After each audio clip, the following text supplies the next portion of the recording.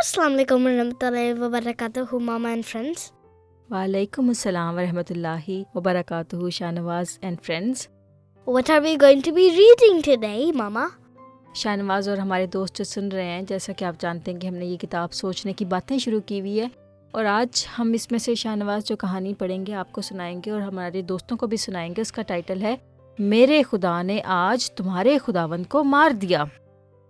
ठीक है. Ooh, is it supposed to mean my God defeated your God? हाँ जी, इसका यही मतलब है. तो हम देखते हैं कि इसमें क्या है. Okay. शहनशाह कसरा का इबरतनाक अंजाम. शहनशाह कसरा पता है उस ज़माने में बहुत बड़ा किंग होता था.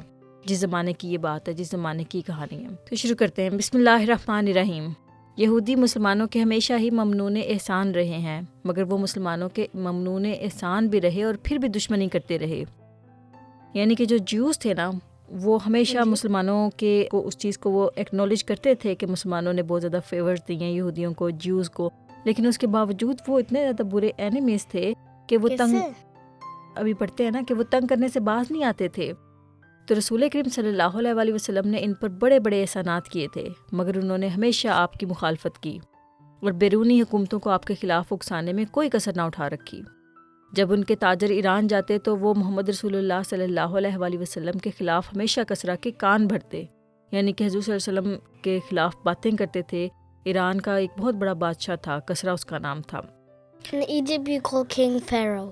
हाँ जी. इसी तरह ख़तों में इसे, यानी कि वो जो ज्यूज़ थे वो कसरा को भड़काते रहते थे कि हुज़ूर सल्लल्लाहु अलैहि वसल्लम के खिलाफ. इसी तरह ख़तों में भी उसे लिखते रहते कि अरब में एक ऐसा आदमी ताकत पकड़ता जा रहा है कि अगर उसकी हुकूमत कायम हो गई तो वो ईरान पर हमला कर देगा.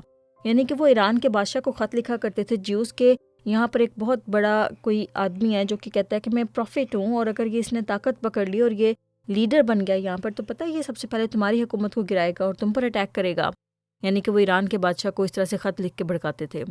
बादशाह कम अकल था और वो यहूदियों के उस फरेब में आ गया. तो बादशाह को तो अपना डर पड़ गया कि ऐसा ना हो कि वो किंग जो है, यानी कि हुज़ूर सल्लल्लाहु अलैहि वसल्लम की तरफ वो इशारा कर रहे थे कि वो अटैक कर देंगे और उसकी जो सारी किंगशिप है जो बादशाह की वो तो चली जाएगी. और उसने यमन के गवर्नर को ख़त लिखा कि अरब में जो नया मुद्दई नबूवत पैदा हुआ है तुम उसे गिरफ़्तार करके मेरे पास भेज दो. अब उसने फ़ौरन वहाँ के यमन, एक और कंट्री था, उसके गवर्नर को ख़त लिखा कि वहाँ पे जो हुज़ूर सल्लल्लाहु अलैहि वसल्लम है उनको गिरफ़्तार करो और मेरे पास लेकर आओ. Bring. हाँ जी. यमन के गवर्नर ने 2 आदमी भिजवाए. उस वक्त ईरान की ताकत वैसी ही थी जैसे इस वक्त अमेरिका और रूस की है. आपको पता है ना कि रशिया और अमेरिका पावरफुल कंट्रीज हैं. हाँ जी. और उस ज़माने में ईरान उस वक्त बहुत ज़्यादा पावरफुल कंट्री था. Yeah, और but then it broke. हाँ जी, अब आगे देखते हैं ना कि क्या है.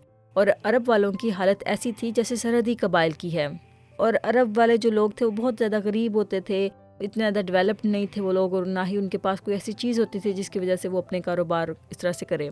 गवर्नर यमन ने अपने सिपाहियों को भेजते हुए इनके ज़रिए आपको ये पैगाम भिजवाया कि मुझे तो ये मालूम नहीं कि आपका कसूर क्या है, लेकिन बेहतर यही है कि आप चले आएँ.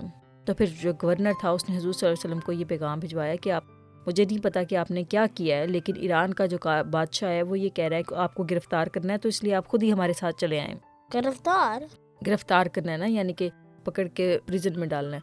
तो उसने कहा कि मैं आपकी सिफारिश करके शाह ईरान के पास भिजवा दूंगा कि अगर इस शख्स का कोई कसूर भी है तो उसे माफ़ कर दिया जाए. तो वो जो गवर्नर था उसने अपनी तरफ से बड़ा वो करने की कोशिश की कि मैं आपको फेवर दे रहा हूँ कि मैं किंग से आपकी सिफारिश करूँगा कि वो आपको गिरफ़्तार ना करें और अगर आपका कोई कसूर भी है तो आपको माफ़ कर दिया जाए. वो दोनों जो सिपाही थे रसूल करीम सल्लल्लाहु अलैहि वसल्लम की खिदमत में हाजिर हुए और उन्होंने कहा कि हमें गवर्नर यमन ने आपको अपने साथ ले जाने के लिए भेजा है और ये पैगाम भी दिया है कि अगर आपने इनकार किया तो बादशाह की फ़ौजें अरब पर धावा बोल देंगी और तमाम मुल्क एक मुसीबत में मुब्तला हो जाएगा, इसलिए मुनासिब यही है कि आप हमारे साथ ले चलें. गवर्नर यमन ने वादा किया है कि वो आपकी सिफारिश करेंगे. रसूल करीम सल्लल्लाहु अलैहि वसल्लम ने पता है उसके बाद क्या किया? क्या? फरमाया कि मैं इसका जवाब तुम्हें फिर दूंगा. ठीक है, यानी कि इस वक्त वो 2 सिपाही खड़े हुए हैं ले जाने के लिए कि ईरान के बादशाह ने ये हुक्म दिया है गवर्नर यमन को कि हुज़ूर सल्लल्लाहु अलैहि वसल्लम को गिरफ़्तार किया जाए, और सिपाही खड़े हुए हैं कि हुज़ूर सल्लल्लाहु अलैहि वसल्लम को वहाँ अरब से लेके जाएं वापस. तो हुज़ूर सल्लल्लाहु अलैहि वसल्लम ने फरमाया कि मैं तुम्हें इसका जवाब दूंगा. आपने अल्लाह ताला से दुआ करनी शुरू की कि वो इस मामले में आपकी मदद फरमाए. अब देखो, उन्होंने कहा था कि अगर आप हमारे साथ ना गए तो अरब के ऊपर अटैक हो जाएगा और बहुत सारे लोग ट्रबल में आ जाएंगे. तो हुज़ूर सल्लल्लाहु अलैहि वसल्लम भी ज़ाहिर बात है वो परेशान हुए कि अब क्या होगा, है ना. तो उन्होंने सबसे पहला काम क्या किया, उन्होंने उनको कहा सिपाहियों को कि मैं तुम्हें जवाब दूंगा, लेकिन पहले मैं अल्लाह ताला से दुआ करूंगा. پھر حضور صلی اللہ علیہ وسلم نے اللہ تعالیٰ سے دعا کرنی شروع کی، اور پتہ ہے نا کہ پروفٹ جو ہوتے ہیں اللہ تعالیٰ ان سے باتیں کرتا ہے، ان کو بتاتا ہے، اور ان سے عام لوگوں کی نسبت زیادہ، جیسے عام لوگوں کو خواب آ جاتے ہیں، لیکن پروفٹ کے ساتھ اللہ تعالیٰ کا معاملہ اور ہوتا ہے، اللہ تعالیٰ خود ان سے بات کرتا ہے۔ تو دوسرے دن جب وہ ملے تو آپ صلی اللہ علیہ وسلم نے فرمایا کہ ایک دن اور ٹھہر جاؤ۔ جب تیسرا دن ہوا تو وہ رسول کریم صلی اللہ علیہ وسلم کے پاس آئے اور انہوں نے کہا کہ آج ہمیں آئے ہوئے 3 دن ہو گئے ہیں، آپ ساتھ چلیے، ایسا نہ ہو کہ یہ معاملہ بگڑ جائے اور تمام عرب پر مصیبت آ جائے، ٹھیک ہے۔ اس کے بعد پھر کیا ہوا کہ رسول کریم صلی اللہ علیہ وسلم نے فرمایا کہ دیکھو اپنے گورنر سے جا کر کہہ دو کہ میرے خدا نے آج رات تمہارے خداوند کو مار دیا ہے۔ ایرانی لوگ، پتہ ہے ایران میں کیا ہوتا تھا کہ وہ بادشاہ کو اپنا خدا کہتے تھے، ایرانی لوگ اپنے بادشاہ کو خداوند کہا کرتے تھے۔ تو انہوں نے حضور صلی اللہ علیہ وسلم نے کہا کہ جا کے اپنے گورنر سے کہو کہ تمہارے خدا کو میرے خدا نے مار دیا ہے، یعنی کہ تمہارے کنگ کو میرا جو گاڈ ہے جو کہ اللہ تعالیٰ ہے اس نے مار دیا ہے۔ انہوں نے کہا کہ آپ یہ کیا فرماتے ہیں؟ اب دیکھو شاہ نواز، اس زمانے میں نہ ٹیلی فون ہوتے تھے، نہ ای میلز ہوتی تھی، نہ کمپیوٹرز ہوتے تھے، ہے نا، تو پھر یہ کیسے پاسبل تھا کہ حضور صلی اللہ علیہ وسلم کو پتہ چل گیا کہ وہ جو کنگ ہے، ایران کا جو کنگ ہے وہ مارا گیا ہے؟ تو اس کا مطلب ہے کہ اللہ تعالیٰ نے بتایا تھا حضور صلی اللہ علیہ وسلم کو۔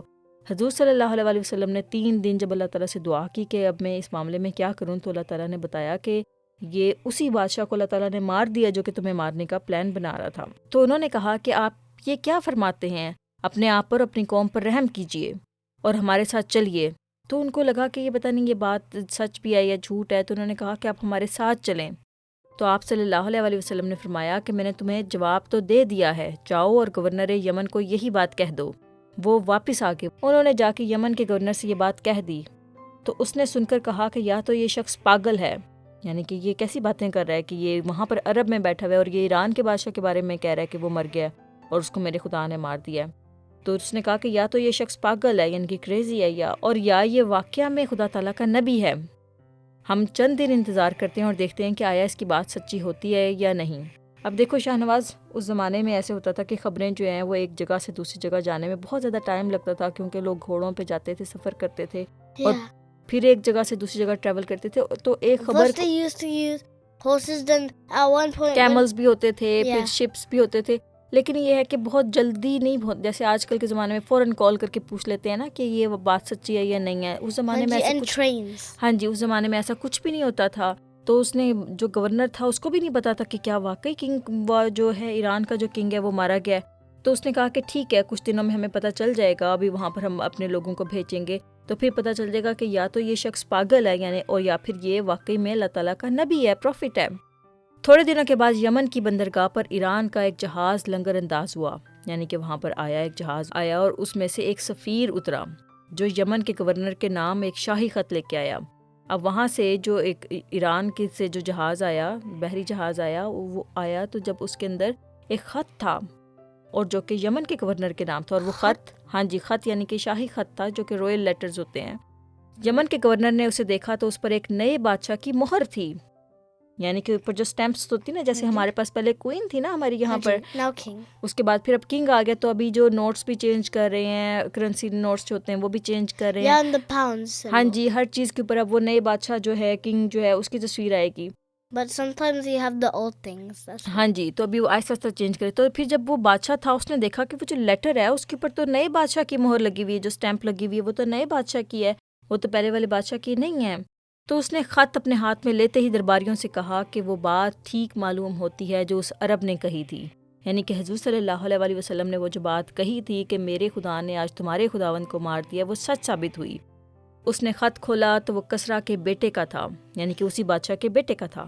اس میں یہ لکھا تھا کہ ہمارا باپ نہایت ظالم اور سفاک انسان تھا، اس نے تمام ملک میں ایک تباہی مچا رکھی تھی، ہم نے فلاں رات اسے مار دیا ہے اور اب ہم خود اس کی جگہ تخت پر بیٹھ گئے ہیں، یعنی کہ کسریٰ کو اس کے اپنے سگے بیٹے نے مار دیا تھا۔ ہاں جی، وہ جو ایران کا بادشاہ تھا اس کو اللہ تعالیٰ نے دیکھو کیسا پلان کیا کہ اس کو اس کے بیٹے نے ہی مار دیا۔ اب تمہارا فرض ہے کہ تم اپنی مملکت کے لوگوں سے ہماری اطاعت کا اقرار لو۔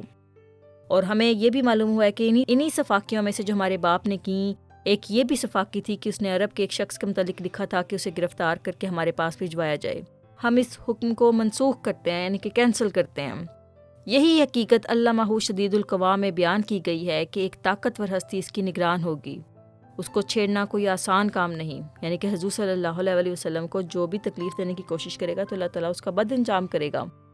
رسول کریم صلی اللہ علیہ وسلم کی زندگی میں بہت سے ایسے مواقع آئے ہیں جنہوں نے یہ ثابت کر دیا کہ آپ کو چھیڑنا خدا تعالیٰ کو چھیڑنا تھا۔ شہنواز سمجھ میں آئیے کچھ؟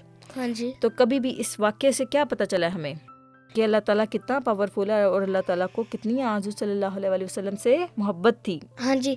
If you try to be Allah me, a big trouble will happen. Big.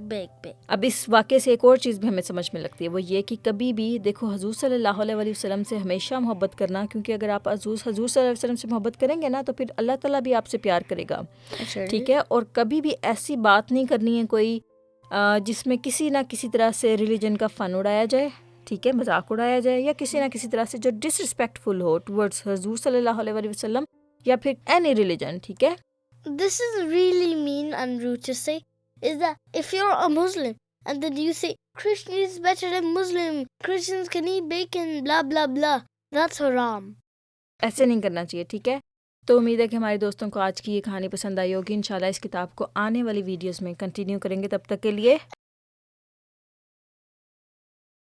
واحد کا ہوں دل دادا اور واحد میرا پیارا ہے،